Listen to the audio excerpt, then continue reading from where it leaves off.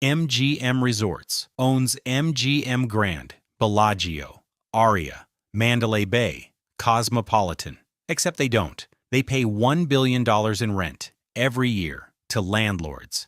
MGM doesn't own any of those properties. They sold them all between 2019 and 2022. Raised $13 billion. Now they're renters forever. This is how MGM gave away their empire and locked themselves into paying rent until they die. November 2019, MGM sells the Bellagio, $4.25 billion, to Blackstone. The Bellagio, MGM's crown jewel, most iconic property on the Strip. Fountains, poker room, conservatory. The property Steve Wynn built in 1998 that defined modern Las Vegas. MGM sold it. Sale-leaseback deal. Blackstone bought the real estate. MGM kept operations. Now MGM pays rent $245 million per year, just for Bellagio. Why did MGM do this? CEO Jim Murren called it asset-light strategy. Translation, we need cash. We're buried in debt. Sell the real estate. Use the money to pay down debt and buy back stock. The deal was structured as a joint venture. Blackstone owns 95%. MGM keeps 5%. MGM signs a long-term lease, 30 years, 2 10-year extension options. So MGM could be paying rent on Bellagio for 50 years total. $245 million per year sounds manageable. But that's the initial rent. The lease has escalators. Rent increases annually, tied to CPI. By 2026, that 245 is probably closer to 280 or 290. And here's the thing. MGM can never buy Bellagio back. The sale is permanent. Blackstone owns it forever. MGM is a tenant forever. Murren said at the time, this provides a blueprint for future transactions. He wasn't lying. 3 months later, February 2020, MGM sells MGM Grand and Mandalay Bay, $4.6 billion. Combined sale, both properties, to a joint venture between MGM Growth Properties and Blackstone. 9,743 rooms total. 3 million square feet of meeting space, gone. MGM Grand, the flagship, 6,852 rooms. Opened 1993, MGM's first Strip property. The name is literally on the building. They don't own it anymore. Mandalay Bay, 4,424 rooms. Opened 1999. Southern anchor of the Strip. Shark Reef, Daylight Beach Club, House of Blues. Sold. Annual rent, $292 million. Combined. For both properties. Again with escalators. Rent increases every year. This closed February 14, 2020, Valentine's Day. Right before COVID shut down Vegas. Perfect timing. MGM got the cash. Then the pandemic hit. Then casinos closed for months. If MGM hadn't sold these properties, they might have gone bankrupt during COVID. So the sale saved them. Short term, but long term, they're locked into paying almost $300 million per year in rent for properties they used to own free and clear. The joint venture structure, MGM Growth Properties, 50.1%. Blackstone, 49.9%. MGM Growth is MGM's own REIT that they spun off in 2016. But even MGM Growth is partially owned by outsiders, so MGM doesn't fully control their own landlord. Murren said this was all part of the plan. Build a fortress balance sheet, more cash, less real estate, more flexibility. Translation, we traded long-term ownership for short-term cash. Now we pay rent forever. September 2021, MGM sells ARIA and VDARA, $3.89 billion. This one was complicated. MGM first had to buy out their City Center partner. Infinity World Development owned 50% of City Center. Dubai World Money. MGM paid $2.1 billion to buy them out. Got full ownership of ARIA and VDARA, then immediately sold the real estate to Blackstone. Same day, basically. $3.89 billion. Kept operations. signed another lease. Annual rent, $215 million. For both ARIA and VDARA combined. ARIA, 4,004 rooms. Opened December 2009. Part of the $11 billion city center project that nearly bankrupted MGM during the recession. Finally profitable, then sold. VDARA, 1,495 suites, non-gaming hotel, all-suite tower, connected to ARIA, also sold. By this point, the pattern was clear. MGM was systematically selling every strip property they owned, trading ownership for cash, becoming renters across their entire portfolio. Bill Hornbuckle, MGM's new CEO after Murren left, said the same thing Murren said. Asset-light strategy, financial flexibility, growth opportunities. But what it really meant, we no longer own our most valuable assets. Blackstone does. 2022, MGM acquires operations of the Cosmopolitan, $1.62 billion, but they don't buy the real estate. Blackstone sold Cosmopolitan's real estate to a partnership. Stone Peak Partners, Churn Family Trust, and Blackstone itself. $5.65 billion total. MGM just bought the right to operate it and signed a lease. Annual rent, $200 million. Escalating at 2% per year for the first 15 years. 30-year lease. 3 10-year extension options. So MGM operates Cosmopolitan, runs the casino, books the hotel, manages restaurants, but owns nothing. Pays $200 million per year in rent. Why did MGM do this? Because Cosmopolitan is profitable, good location, center strip, between Bellagio and ARIA, strong brand, young, affluent customers. But MGM didn't want to pay $5.65 billion to own it. So they paid $1.62 billion just for operations and committed to decades of rent payments.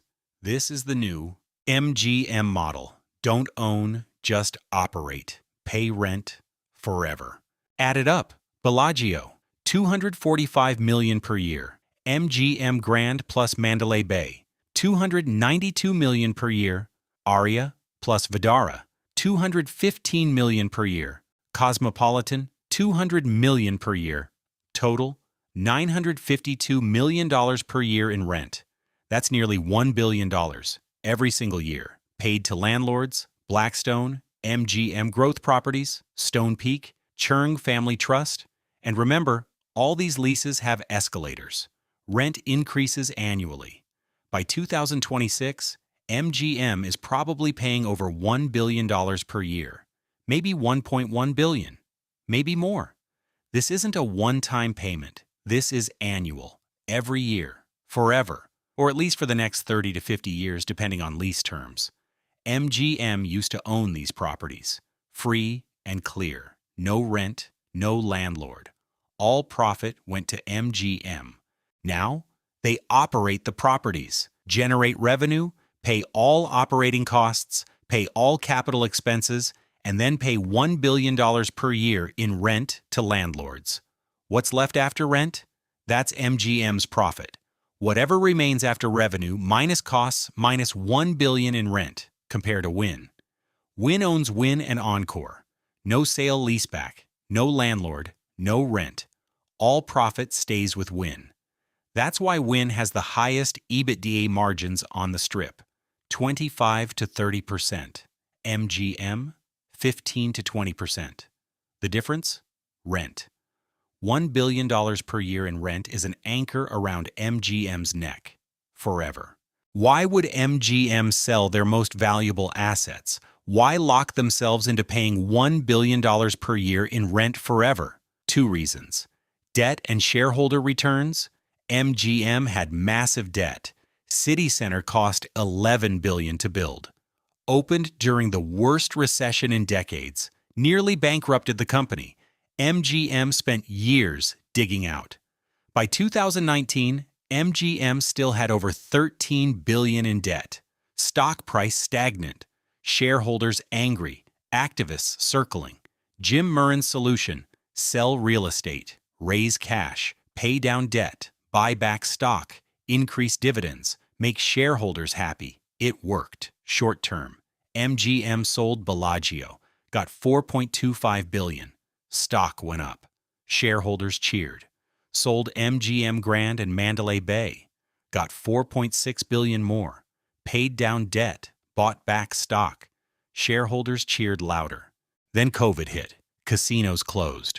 Revenue went to zero. But MGM had cash from real estate sales. They survived. Barely. Post-COVID, MGM kept selling. ARIA and VDARA. $3.89 billion. More cash. More debt reduction. More buybacks. By 2022, MGM had raised $13 billion plus from real estate sales. Debt dropped significantly. Balance sheet looked great. Shareholders happy. Mission accomplished. But the cost? They gave away their empire. Bellagio, MGM Grand, Mandalay Bay, ARIA, all the crown jewels, gone. Sold to Blackstone and other landlords. Now they pay $1 billion per year in rent. Forever. That's the trade. Short-term cash and happy shareholders. Long-term rent payments that never end. Wynn didn't do this. Wynn owns everything. Zero rent. Venetian and Palazzo got sold, but to different operators. Caesars has similar issues with VC properties. But MGM went further than anyone. Sold almost everything. Became renters. This is the asset-light strategy. Sounds smart. Financial flexibility. Unlock capital. Reality? You trade ownership for rent. You trade freedom for debt to a landlord. Can MGM ever buy these properties back? Can they escape the rent? No. The leases are 30 to 50 years. Terms are locked. Blackstone isn't selling. Why would they? They own the most valuable real estate on the Strip, collecting nearly $1 billion per year in rent from a guaranteed tenant. MGM signed corporate guarantees. Even if properties lose money, MGM still pays rent. Blackstone has no reason to sell, ever. They're a real estate investment trust. They hold forever, collect rent forever. That's the business model. MGM could theoretically negotiate, but from a weak position. Blackstone controls the leverage. MGM needs these properties, can't operate without them. Bellagio, MGM Grand, ARIA. These are core to MGM's identity. What if MGM stops paying rent? Eviction, Blackstone takes over operations, brings in new operator, MGM loses everything. Not just the real estate, the operations too. So MGM is trapped, pay rent, forever, no escape. The only way out? Bankruptcy. Restructure leases in bankruptcy court. But that would destroy MGM. Stock would crash. Creditors would take over. Shareholders wiped out. So MGM keeps paying $1 billion per year, every year, for decades. Future CEOs will inherit this burden. They'll operate these properties, generate revenue, pay costs, pay $1 billion in rent. Whatever's left is profit. That's the new MGM business model. Compared to Wynn again. Wynn's next CEO will own Wynn and Encore. No rent, no landlord. Maximum profit, maximum flexibility. MGM's next CEO will be a tenant. Paying Blackstone, paying Stonepeak, paying Churn Family Trust, $1 billion per year. That's the difference between ownership and renting. What if MGM hadn't sold? Option 1, keep ownership. Refinance debt differently. Issue more equity. Slower debt reduction. But keep the real estate. Long-term, the properties appreciate. Vegas real estate goes up. Bellagio worth more in 2030 than it was in 2019. MGM would still own that appreciation. Instead, Blackstone gets it. Option 2, sell some properties but not all. Maybe sell Mandalay Bay or ARIA, but keep Bellagio and MGM Grand, the core assets, the identity properties. This would raise cash, pay down debt, but not lock MGM into $1 billion per year in rent.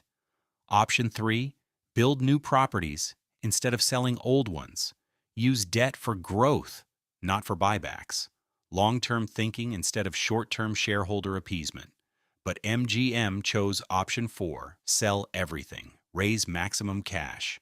buy back stock, pay dividends, satisfy shareholders today, burden the company forever. Wall Street loved it. Stock went up, shareholders got paid, executives got bonuses. But MGM, the company, permanently weakened, no longer owns their most valuable assets, renters on the Strip, paying $1 billion per year to landlords. 50 years from now, MGM will still be paying rent on properties they sold in 2019 through 2022. Bellagio will still be owned by Blackstone, or whoever Blackstone sells to, but not MGM. That's the legacy of the asset-light strategy. Short-term thinking, long-term damage. MGM Resorts pays $1 billion in rent every year to Blackstone, Stone Peak, Chung Family Trust, MGM Growth Properties. They don't own Bellagio, or MGM Grand, or Mandalay Bay, or ARIA, or VDARA, or Cosmopolitan. They operate them, but landlords own them. MGM sold $13 billion in real estate between 2019 and 2022. Use the money to pay debt and buy back stock. Shareholders happy, balance sheet clean. But the trade? $1 billion per year in rent. Forever. Or at least for 30 to 50 years. Leases are locked. Blackstone isn't selling. MGM can't escape. They're tenants, on the Strip, in their own casinos. Compare to Wynn. Owns everything. Zero rent, maximum margins, maximum flexibility. MGM, renters, paying $1 billion per year. That's the cost of the asset-light strategy. They gave away their empire to landlords, and they'll never get it back. Did you know MGM doesn't own their properties anymore? What do you think of the asset-light strategy? Let me know in the comments. Subscribe to Vegas Vault for more deep dives into how Vegas actually works. Hit that notification bell, and I'll see you in the next video.